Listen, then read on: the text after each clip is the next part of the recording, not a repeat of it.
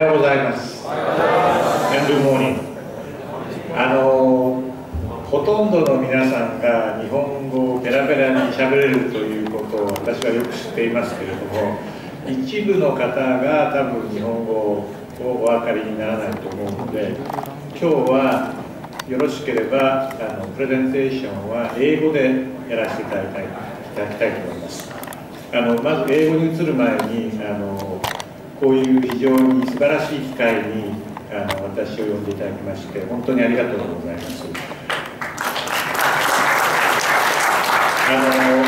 いろいろお話があったように今年は日本とインドネシアの関係が始まってから60年の節目の年になります。こういう良いタイミングでハリビ留学生の方々がお集まりになる機会があったことを非常に喜ばしく思いますし、その席に私を呼んでいただいたことは二重に嬉しく思います。本題に入る前にちょっとディテールについてお話をしますけど、これはあと英語でやりたいと思います。And thank you very much for having me. I've been told that it's an honor to have me, but I think honor is mine, it's all mine. As most of you know, this year is the 60th anniversary of Japan-Indonesia relation. And this is so timely for Habibi alumni to get together at this occasion. And it's I'm doubly thankful for being part of this very important gathering.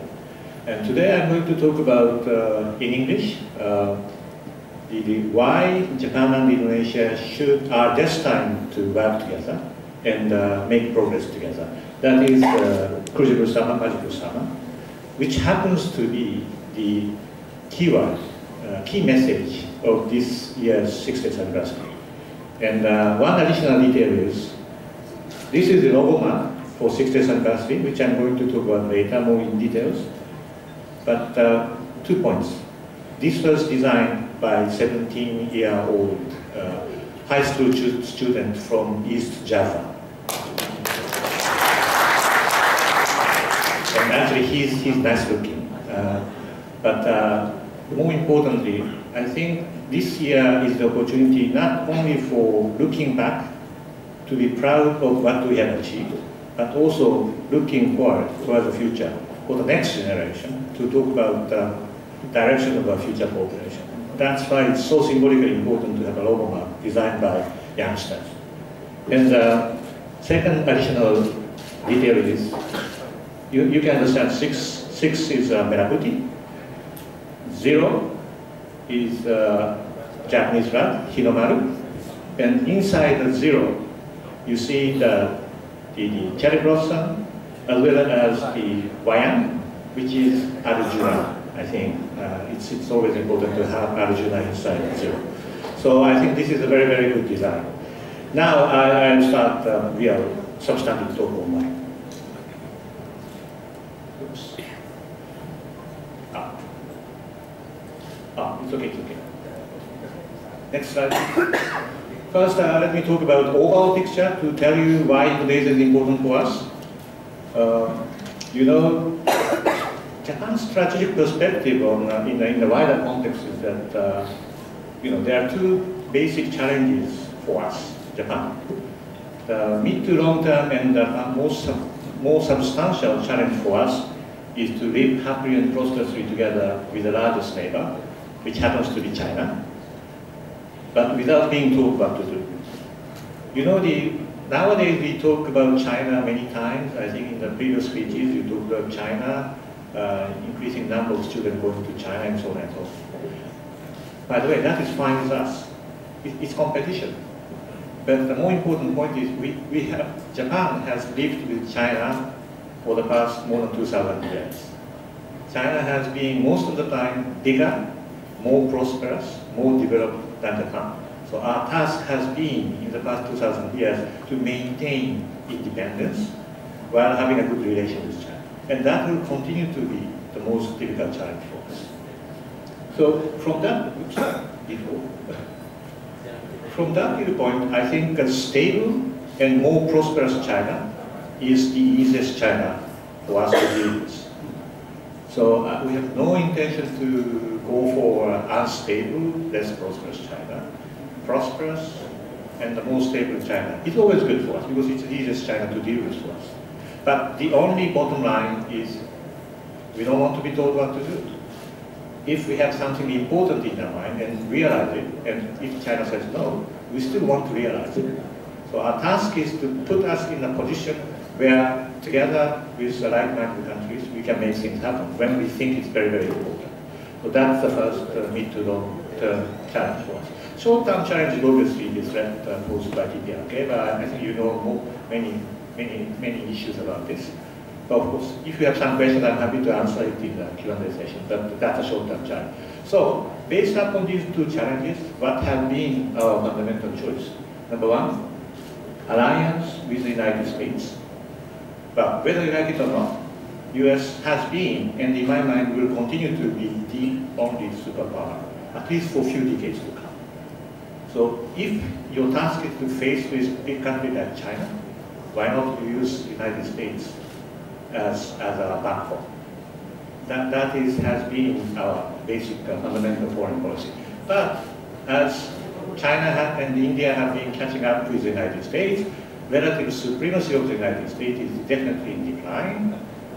That means we have to do more. Japan has to do more, rather than completely rely on the United States. That's the reality.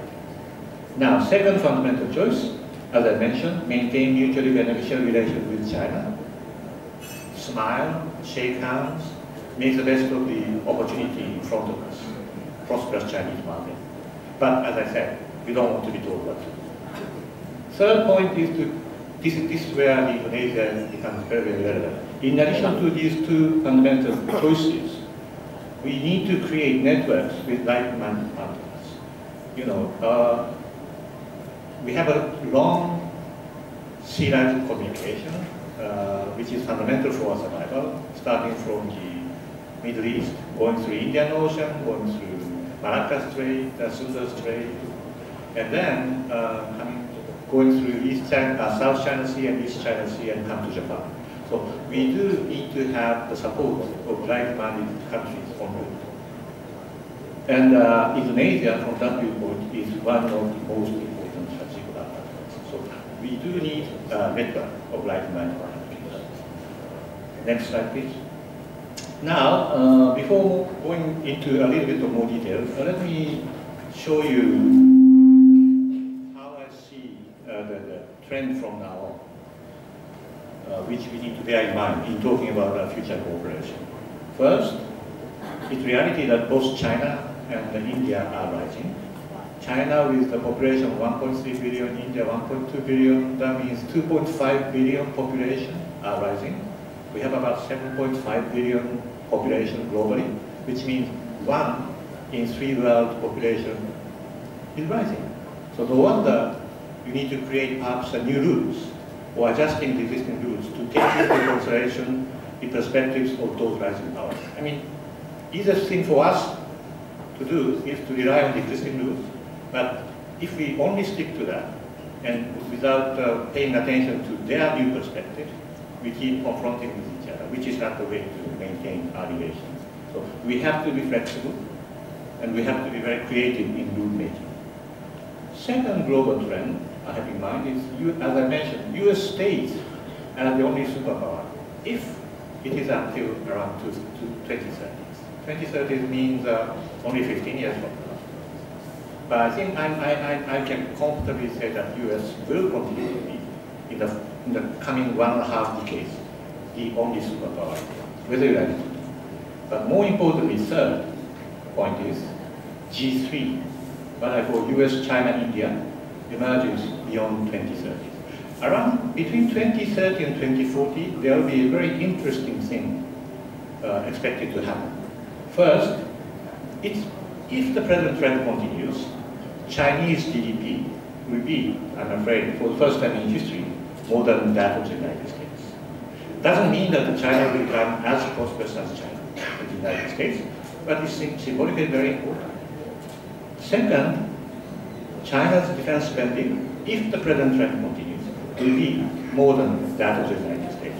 Once again, it doesn't mean that China will be militarily as capable as the United States, but considering the dominance of the United States military power for the past few decades, it is going to have a very, very huge symbolic carry.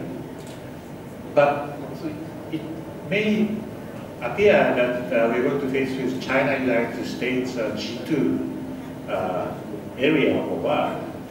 There is number 3, very, very important trend.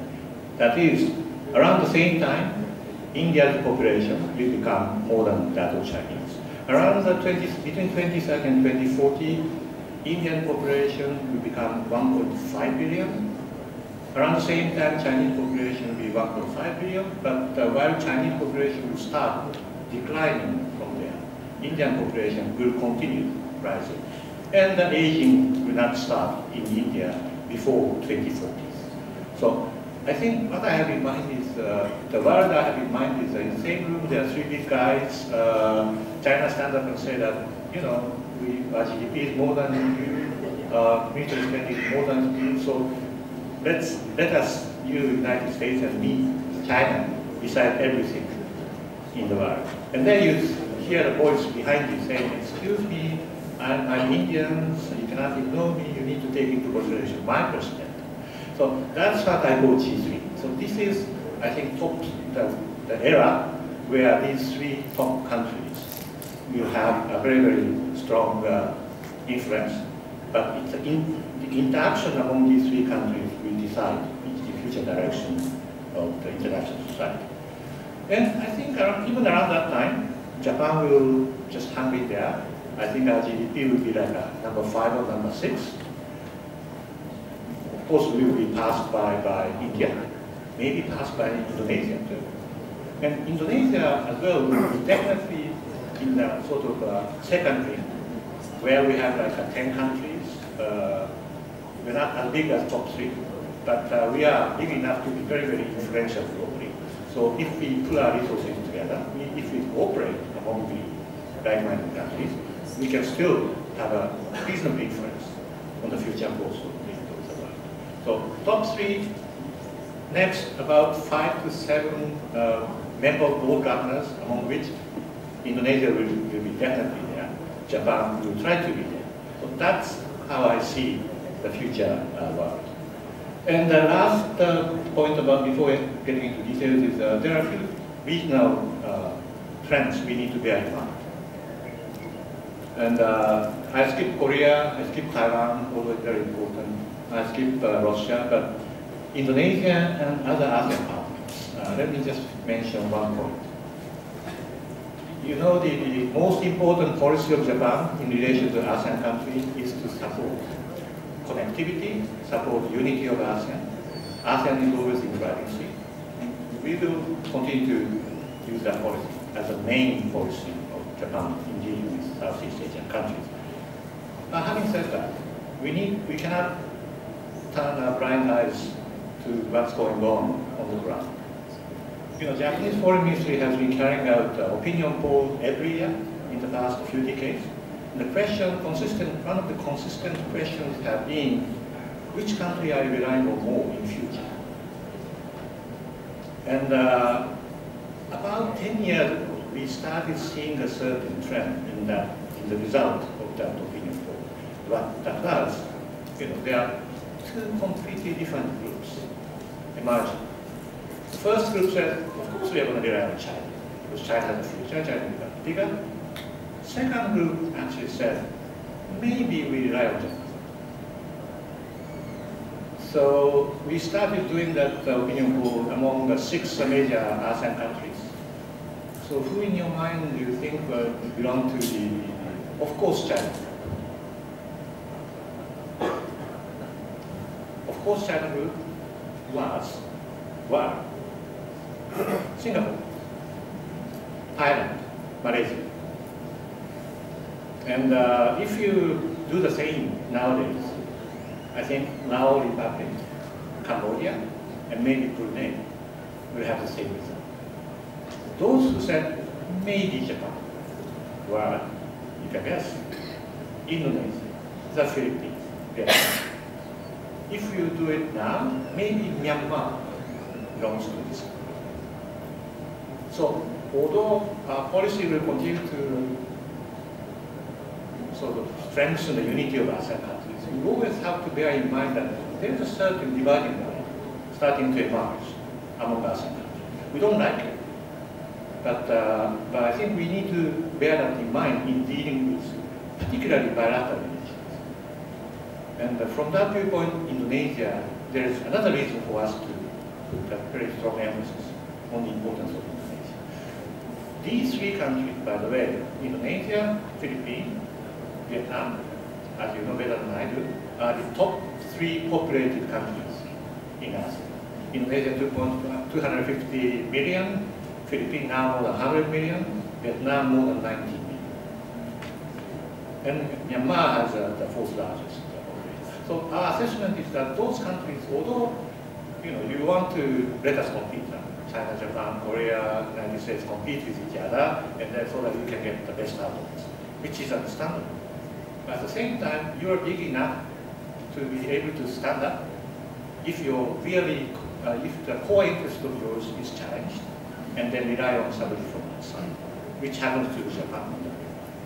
So we have to be nice to those countries who are ready to rely on us. So that's another reason why Japan thinks Indonesia will be, has been, and is, and will continue to be very, very, very important partner for us. So maybe next slide. Before, again, last slide, moving on to the specifics. This is one example to show we are actually closer than we think. You may have seen this before, but this shows the distance from North Korean missile site to each capital. Of course, the closest capital is Seoul, a few hundred kilometers. Actually, next closest capital is Beijing. No wonder China is a little bit worried about the recent development in North Korea, 750 kilometers. Tokyo, 1,500 kilometers, twice as far than Beijing from North Korea. But as you know, North Korea already has a few hundred missiles that cover whole Japan. So we have been under threat for the past few years already. Then comes Guam, like a 3,500 kilometers. Then, guess who? Jakarta. Scary. Wow. I'm not saying that North Korea is going to bombard you. It doesn't make sense. But I'm just telling you that they have the capability. So, the Fairbanks is Alaska, which is the closest state of the United States to North Korean missiles, which is a little bit like more than 5,500 kilometers. Jakarta is closer. So the point is, whenever North Korean government says that now we have a missile that reaches continental USA, Indonesia is well covered. So that's my point. So far, I think our cooperation, coordination in relation to North Korea policy has been very, very tight, very, very strong. And I hope we can do the same in the coming weeks. With that, once again, don't worry. They are going to shoot you. They may shoot us, but they're not going to shoot us. Next slide. And now I will talk more about the details of our bilateral relations. Next slide. We have been brothers. Nowadays, I should say, Indonesia is a big brother. Your area is 5 times more than that of Japan. Your population is twice as many as Japan. Although your GDP is 1/5 of Japan, and your GDP per capita 1/10 of Japan. I think your average age is still 30. You have a very, very promising future. And I don't explain detail, but dependent population index shows the level of aging you have. In Japan at this time, 2015, that ratio is 64.5, which means I think the 2 out of 5 population are whether being young or being old. Well, in Indonesia still, 1 out of 3 population is out of that. So 2 working populations have to support 1 non-working population, which is much better than the situation in Japan. And even towards the end of this century, you will explain situation which is as bad as Japan at this time. So you save a lot of time in terms of the age, like you. So I think you have a very strong sort of possibility for making a huge growth in coming decades. Next slide. I can skip this, I think, a little bit on that. So there has been a lot of political cooperation. Next slide. Now, this shows the degree of the contribution of Japanese industry to the Indonesian community. We have about actually more than 1,500, nowadays 1,800 Japanese companies operating in Indonesia. Our investment is one of the largest in a very humble way. But it's being number 2, only next to Singapore, through which investment of many countries go. So we don't know really which country made investment through Singapore. So de facto, I think we will be number 1 in terms of the number of the investment. Last year was 5 point, year before last year, 2016, our investment was $5.4 billion per year.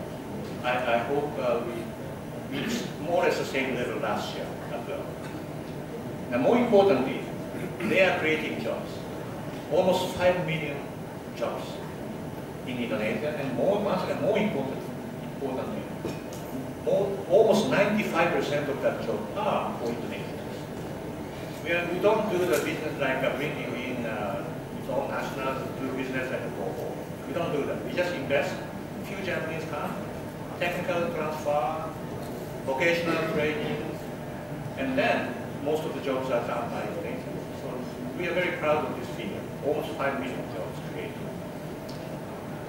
10% of your GDP have been created by Japanese industry, and almost 20% of your export have been done by Japanese industries, which is, I think, very impressive.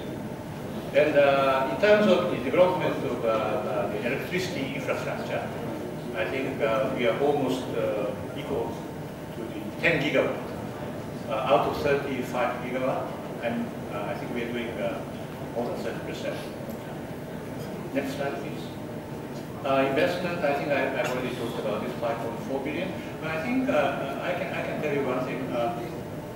I have no doubt that in the years to come, as far as the volume is concerned, volume of investment is concerned, I'm sure China will pass Japan. I'm sure the size of the country is completely different. So I'm sure you will see more investment from China. Fine is us, as I said, it's competition.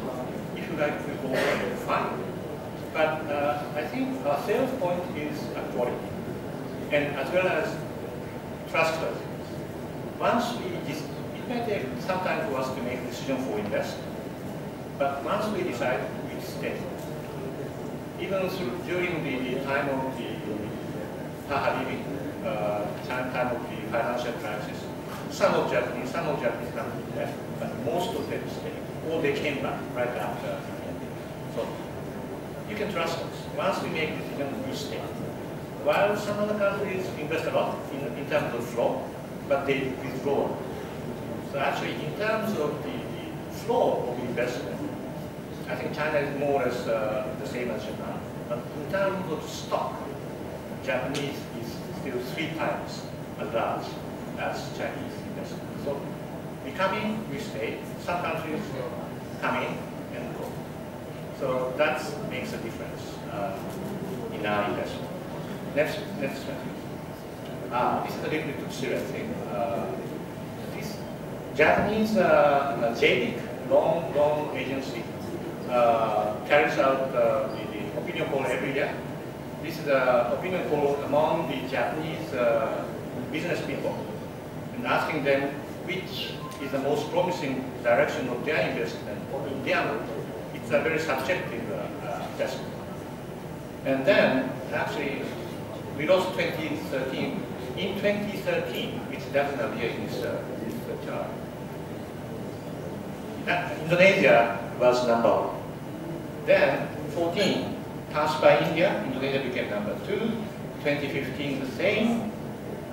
2016, you were passed by China. But you are still number 1 among the ASEAN countries. You are number 3, right? Only next to India and China. Now look at 2017, latest one. China, India, Vietnam, Thailand, and Indonesia. So now you are passed even by your colleague in ASEAN like Thailand and Vietnam. This is, as I said, this is assessment of a business need, so it's subjective. But I think whenever I meet my counterpart in Indonesia government, I'm raising this issue. I think we need to sit down and discuss the reason why it's happening. I mean, there are, I'm sure, the issue of the environment tied to investment. You know, the typical example is if you go to Bangkok, at the airport, if you have invested a lot of money in Thailand, you have a special fast track. In Indonesia, you don't. You may be stuck in the airport for 1.5 hours going through immigration. So, you know, those small things. I think we need to discuss the ways to improve the perception of business people in Japan, which is very, very important at the end of the day. Next slide. Trade. I just want to say Japan ranks #2 for total trade with Indonesia, the largest destination of Indonesian, third largest destination of Indonesian exports. And 96% of imports from Indonesia has become tax-free already. So we are doing very good in trade. Next slide. Next slide, please. Now, ODA. I just want to tell you, Indonesia is the second largest recipient of Japanese ODA, only next to India, which is very distinct. That makes us very busy, which is, we are very happy to be dealing with the ODA to Indonesia. And as I said, what differentiates Japan's assistance from other countries' assistance are, I think, by those three keywords. Top quality. I think it may cost you a little bit more, but it stays. In some actually site, we have created a power plant. Next to that, there is a power plant created by somebody else. After 30 years, the capacity, 90% of the capacity was still in operation. In our the power plant built by us. The other one, after 5 years, only 30% capacity was utilized. So that is an example of quality. Maybe more expensive, but quality very, very high. Second is the trustworthiness. As I said, it may take some time for us to do it. But nowadays we are trying to do it as fast as possible. But you know, once we decide to do it, we stick together. We are nowadays working on things like MRT, Patimban Newport in Indonesia, in Jakarta, and we are now making progress in Jakarta Surabaya medium speed train, and with many political calendar coming up. This year we will see perhaps the test run of the MRT around the time of the Asia Gate. Start of the construction of Patimban, and maybe start of the construction of the new one, Sumatera Tour. And then next year, 2019, around March, you see the commercial operation of MRT. You see the soft opening of Patimban. Sometime next year, you see the groundbreaking of Jakarta Surabaya train, and so on. So there are many things coming up in this year and next year, which is, I understand, politically very, very important for you. So this is our way. And the third point is transparency. You know, you have to be transparent. We are using taxpayers' money. Procedure has to be very, very transparent. So I think you can trust our sincerity, and you can challenge if there's any problem for our procedure, because it's all transparent. So these differentiate our ODA in the past, and we will continue to do so. Next slide. Now, human resource development.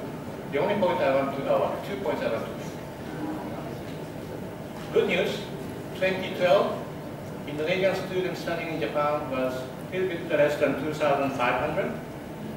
Last year, year before last year, 2015, almost 5,000. So in the past 5 years, the number has been doubled. Very good news. Bad news is Indonesia is almost 5,000, which is very impressive, but it's only 2% of the whole foreign student we have. And if you go up there, oh, Vietnam, more than 50,000. So Indonesia, 250 million people, 5,000. Vietnam, 90 million, 50,000. There must be something wrong, I think. So I hope, there are many ways to do this, but I hope we can change the direction of this event. We need to find ways to enhance student exchange. Next slide, please. This shows more or less the same thing. Next slide. Actually, in terms of Japanese language education, you are doing a great job. Indonesia is number of Japanese language learners in Indonesia is number 2 in the world, only next to China. Almost 750,000. While in China it's 960,000. That's great. Number of Japanese language institutions, you are once again number 2. Number 1 is Korea, and number 2 is almost 2,500 institutions. So there are opportunities, and there are a lot of people studying Japanese. I'm very happy about this. And then nowadays we are doing a new initiative that is Nihongo Partners Program. This is sort of youngsters spread all over Indonesia to assist the teaching of Japanese. The number of that is 155. So I think it's been working very, very nicely. So I hope Japanese language training, which is essential for the future sort of exchange students, will be promoted. Next slide. I'm almost over. Now, what should we do from now on? As I said, these 2 lines, Menuju masa depan bersama, kerja bersama, maju bersama. This is the keyword, key message for this year, 60th anniversary. And what can we do? Conceptually, we can further strengthen economic partnership. As I mentioned, investment and employment capacity building and improvement of conditions for investment is very, very important for Japanese industry. Second, work together to promote common strategic interests. Freedom and safety of navigation is very important for both of us. Prevent radicalism, environmental issues. There are a list of issues which we can work together. And last but not least, enhance heart-to-heart friendship for future through exchange of students, through grassroots exchange, contacts, and so on and so forth. So which means this year, 60th anniversary gives us the golden opportunity to do every one of these. Next slide. This is the last slide. 60th anniversary. This logo mark, as I said, created by the 17-year-old student from East Java, was officially adopted by Prime Minister Abe and President Jokowi last year. And then they also decided to have the high-level exchange of VIPs during this year. And we really hope that the President Jokowi will once again go to Japan. We are shooting for sometime around April, and I hope we can be around. And there are many events. Next week is the official opening. 20th Saturday, we'll have an opening ceremony. Some of you have been invited. Yes. And previous day, 19th, Friday, we have the opening event in Kota, Patahira Square, where we have the projection. So it's open to public. If you have time, just please go there. It's going to be a 5-minute, very nice projection party. So I hope you will enjoy it. And 1 week afterwards, January 27th, Japanese professional football team, FC Tokyo, will be in town to have a friendly match with the Indonesian football team. September, Japan Matsuri Music Festival, Nippon Japan Village, where if you go there, you have everything Japanese. And last but not least, sorry, you haven't been hearing me, have you? No. Last one. This project 2045 sounds nice. 2045 is, as you know, the 100-year anniversary of your independence. This project is first to foresee what Indonesia is going to be like around the 2040 100-year anniversary, and then based upon that, identify areas for future cooperation between Japan and Indonesia. Some of them are the same as existing cooperation, but I'm sure there will be new areas of cooperation for future to be identified. We'll do this with a team of Indonesian and Japanese experts. And once we come up with a report, we are going to submit that to President Jokowi and Prime Minister Abe. And we'll have, in December, most likely, a huge seminar to discuss each area of cooperation in more details. So this is going to be the nice way to close the year. So once again, our relation has been close. We, at least Japanese, have a lot of reason to become a strategic partner with Indonesia, and I hope we have the same reason. And last point is, this year is a golden opportunity for us to do it. Widen the cooperation, deepen the cooperation, going for the future, and then do something for future generations. Thank you very much, and